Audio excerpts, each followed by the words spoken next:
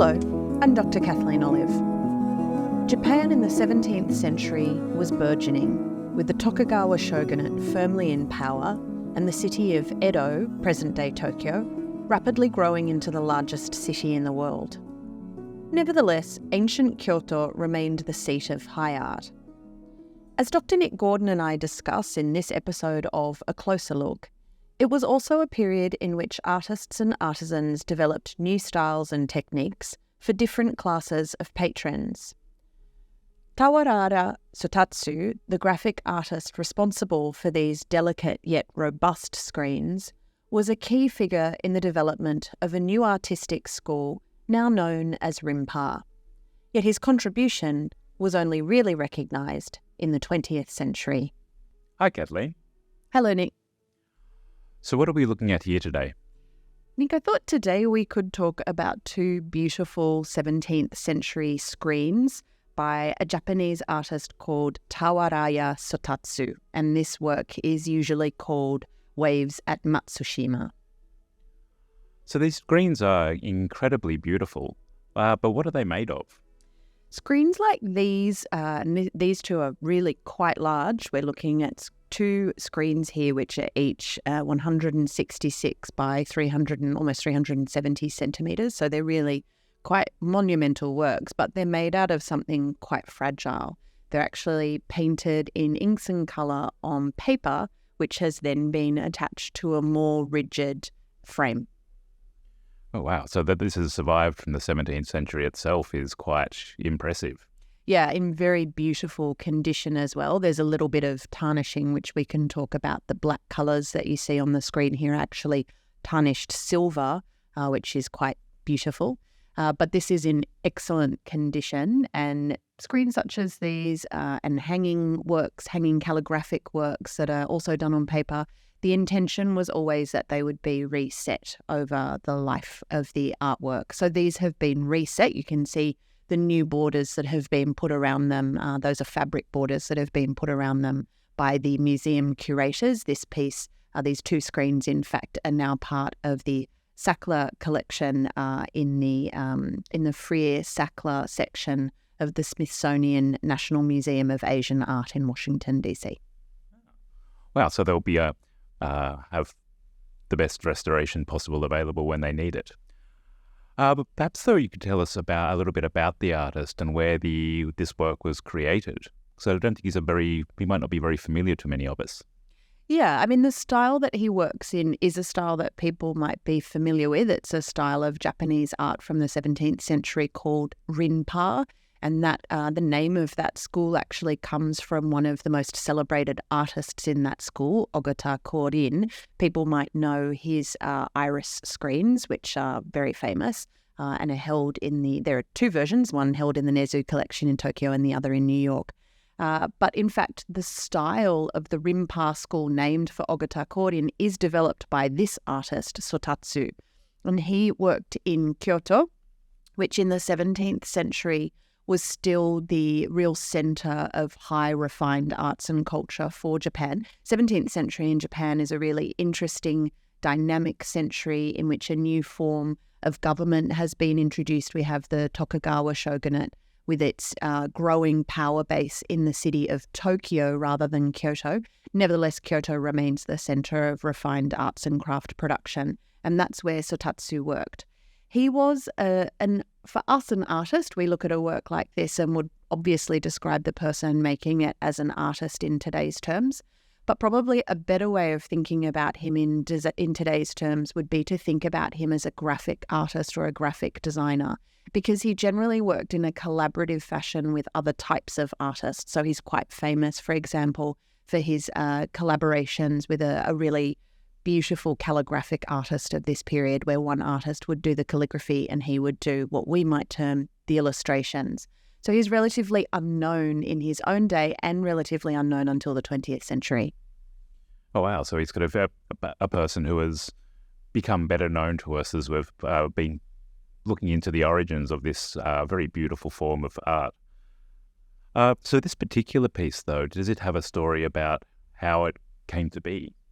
It does, yeah. So, I mean, the reason we have it today is because it was purchased by Charles Lang Freer in 1906 from a really prominent Japanese art dealer in the US, and he donated it into the what is now the Freer-Sackler collection at the Smithsonian. So thanks to him, it was preserved. He had a real interest in exploring the roots of Japanese art, and what he wanted to do was find the kind of original exemplars, the original artists who created styles that people of his time were really quite interested in. So he did the kind of detective work of unearthing this early masterpiece and working out why it was so significant. But the work was actually commissioned, we believe, by a merchant. Again, the 17th century in Japan is a time of really interesting class, I wouldn't say fluidity, but class movement. And merchants were really not considered to be particularly honourable people in terms of a social hierarchy. They didn't produce anything with their hands, which was honourable. They just kind of changed merchandise from one set of hands to another. So they were considered to be less kind of important in the social hierarchy than a peasant, less important in the social hierarchy than even an artist or an artisan, because at least they made things.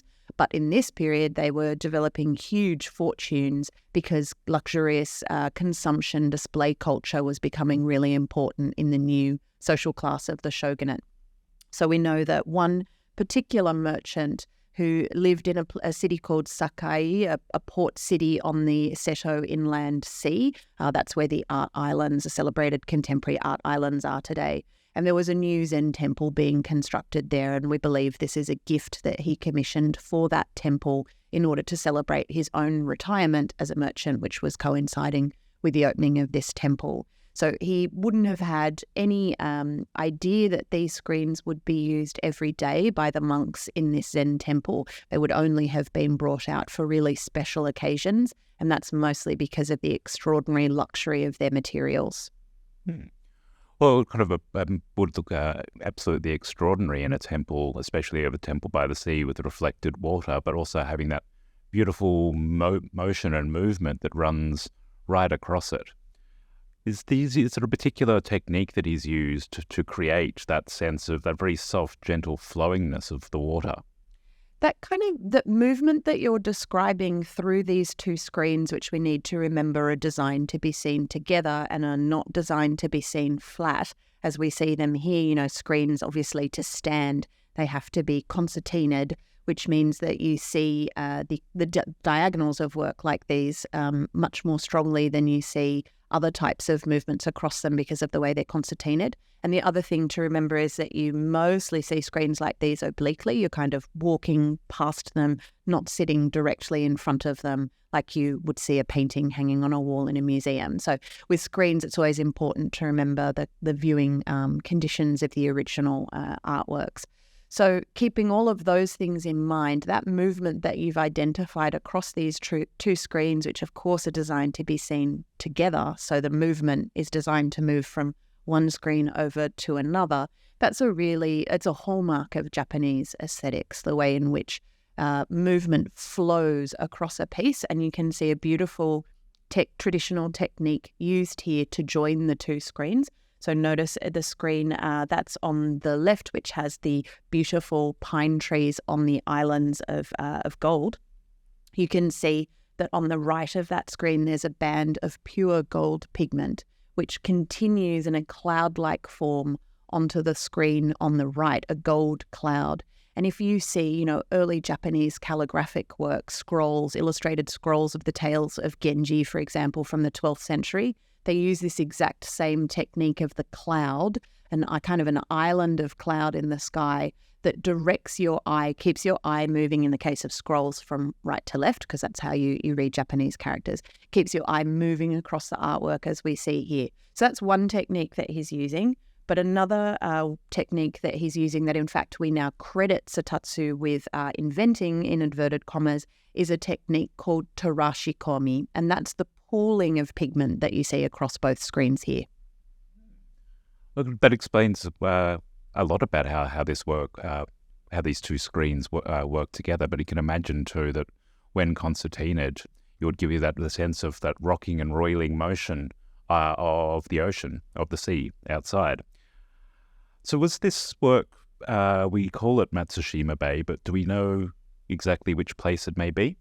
Matsushima Bay is, the Japanese love to rank everything. Matsushima Bay is ranked as one of the top 3 views in the entire country of Japan. It's in northern Japan in the Tohoku region, which some people might remember for its association with the 2011 offshore earthquake and tsunami. And Matsushima Bay is right in the center of that region.